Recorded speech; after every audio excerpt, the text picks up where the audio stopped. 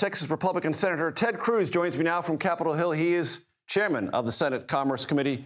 Senator, great to have you with us. You pay very close attention in your chairmanship to air traffic controlling, TSA, and all related airport matters. What's happening with the shutdown and the real-world impact on Americans traveling? Well, look, there are real-world delays. We're seeing flights being canceled. We're on day 22 of the Schumer shutdown, and this shutdown needs to end. Right now, today, there are 50,000 TSA employees who are going into work, and they're not getting paid. There are 14,000 air traffic controllers that are going into work, and they're not getting paid. And this is wrong, and we're ending up we're seeing delays. Houston Hobby Airport last night had a ground stop because of a shortage of air traffic controllers, and these problems will only get worse. And Major, I got to say, the Democrats are really cynical about this. One Democrat senior aide told Politico that the shutdown will continue, quote, until planes start falling from the sky. Well, that's not funny, and it's utterly irresponsible. And this is visiting pain on a whole lot of federal workers for no point whatsoever other than to throw a political temper tantrum and for Chuck Schumer to prove to his left-wing base that he really, really, really hates Donald Trump. This needs to end. Later today, I'm going to vote for the 12th time Republicans will vote to reopen the government. And at least 11 times in a row, the Democrats keep voting to keep it shut down. They need to end this game. Senator Cruz, you have what I would regard, if you'll allow me, a unique perspective on waging a battle over a shutdown, over an issue you thought was most important. Your party didn't. Ultimately, you lost in that. Do you have some advice or strategic insight for Democrats? Because you were once in a place not dissimilar, not exactly I'm not trying to compare the two precisely, but not in many ways dissimilar from where they are now.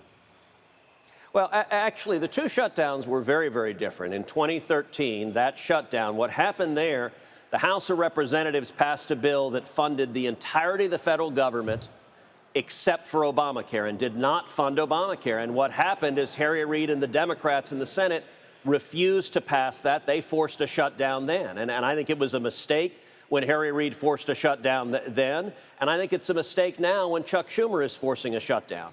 But there is a very big difference. In this instance, Democrats, their ostensible demand is they want free taxpayer-provided health care for illegal aliens. Now, that's not what the American people want. That is wildly unpopular. But at the end of the day, Major, that's not even really their demand. That's ostensibly what they're asking for. What this is about fundamentally is back in March when we kept the government open then, Democrats worked with us to keep the government open, and Chuck Schumer almost lost his job. Schumer is facing a political crisis because the extreme left wing of his party got furious with him that he kept the government open. And so this shutdown now is just it's performance art. It is Chuck Schumer trying to show to the radicals who were marching in these rallies this weekend that he is as tough as they are and he hates Donald Trump as much as they do. And one of the problems that Schumer and the Democrats have, they don't have an exit ramp. We've been shut down 22 days. I don't know if this will continue another day, another week, another month. We could be sitting here at Thanksgiving, the busiest travel time of the year, with air traffic controllers still not being paid and delays for the flying public. That is a terrible outcome. I filed legislation to pay the air traffic controllers, pay TSA, pay the essential air personnel so that the flights can keep going. But we'll see. I think we will vote on that either this week or next. We'll see what the Democrats do. My prediction is they'll end up voting no because they're more captive to the radical base than they are listening to the needs of their constituents. Senator Cruz, you mentioned the No Kings protests over the weekend, 5 million to 7 million. I've seen some estimates higher than that, but 5 to 7 million seems to be a representative number. That seems significant to me. Some are calling it the largest mass protest since 1970. Do you believe there's some political potency there that Republicans ought to be mindful of for 2026? Well, listen, I will say I'm skeptical about those numbers because those numbers are self-reported, and I think the left-wing activists organizing this are wanting to inflate those numbers. But you know, what I will say also is that these protests, they're not organic. They're not just people showing up and expressing their views. Rather, this is bought and paid for, millions of dollars. George Soros actually outlined on my podcast, Verdict with Ted Cruz, I went through the receipts. how George Soros' foundation gave over $3 million to Indivisible, one of the lead groups organizing these protests. This is bought and paid for. And so there's no doubt there are some very deep-pocketed left-wing socialists on the extreme left wing.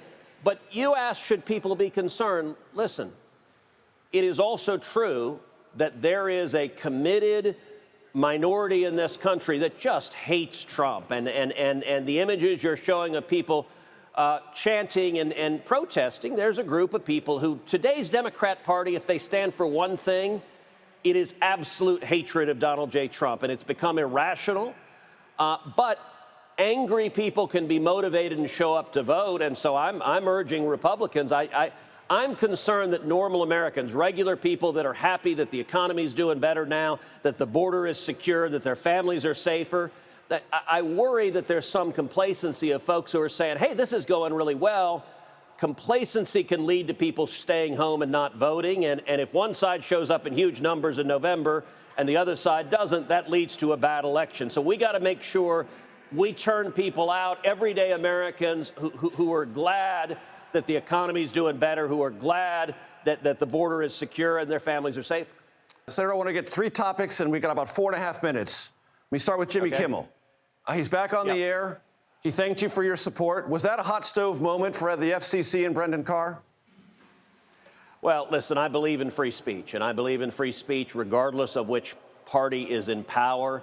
You know, when Joe Biden was in power, the Biden FCC threatened to pull Fox News's license because they didn't like what Fox News was covering. And I led the fight against that, and we stopped that. In this instance, you had the chairman of the FCC threatening to pull the license because he didn't like what Jimmy Kimmel was saying. Now, listen, I think Jimmy Kimmel has not been funny for a long time. I think he's become a partisan, and I think screaming partisan statements is not terribly funny. But I don't believe the government should be forcing people to be censored. And so I spoke out loudly against it, and thankfully they reversed course.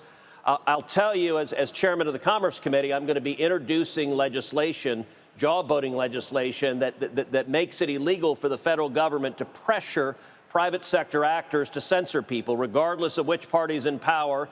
And I've enjoyed all these Democrats that are now saying they support free speech. I hope we see some bipartisan cooperation to pass my jawboning legislation and protect free speech for everyone.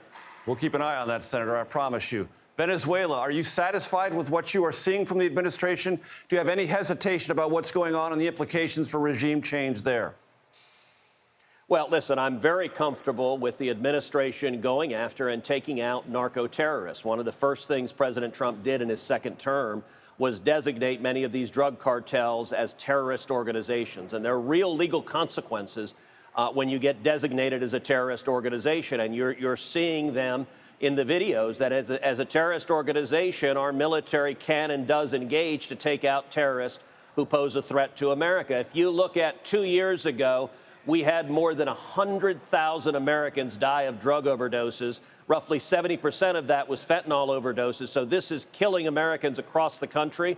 And I'm glad President Trump is acting with real strength to say if you are engaged in narco-terrorism, the United States is going to stand up and we're going to do what we can to protect the American people. Very quickly, you have supported legislation to require proof of citizenship to register to voters. The Secretary of State in Texas said there are 2,724 undocumented voters on the rolls out of 18 million. My audience can do the math themselves, but that's well under less than 0.1%. Is this a practical problem or a symbolic problem? Well, I got to say, it sounds like you're endorsing the legislation because you're saying that it would not be much of a burden, that it would be easy to meet. Listen, it is hotly disputed how many illegal immigrants are voting. We know that some illegal immigrants are voting. By the way, we know, for example, the Des Moines superintendent of the public school, who was an illegal immigrant, who was a repeat criminal, who was a registered Democrat who voted. I mean, we know that it is happening. There is a dispute about how widespread it is. It is basic common sense to require that you demonstrate you're a citizen to vote. It is basic common sense to require you show a photo ID to vote. And the vast majority of Americans agree with that. The only people who disagree are partisan Democrats who will fight to the barricades to say they want no voter ID at all and no verification of citizenship. And the natural inference from that is that the Democrat Party has decided they want to encourage illegal immigrants to vote. And by the way, we know for a fact they are in places like D.C. and New York City because the city councils have legalized illegal immigrants voting. And so they're registering and voting illegal immigrants. Those same voters, I believe, are likely voting in federal elections as well. My legislation is designed to prevent that. Senator Cruz, your staff is letting me know through my ear that you have a vote to get to. I promise you they will yell at me for going over on your behalf, but I appreciate your time, sir. We'll do this again. Thank you, Major. Appreciate it.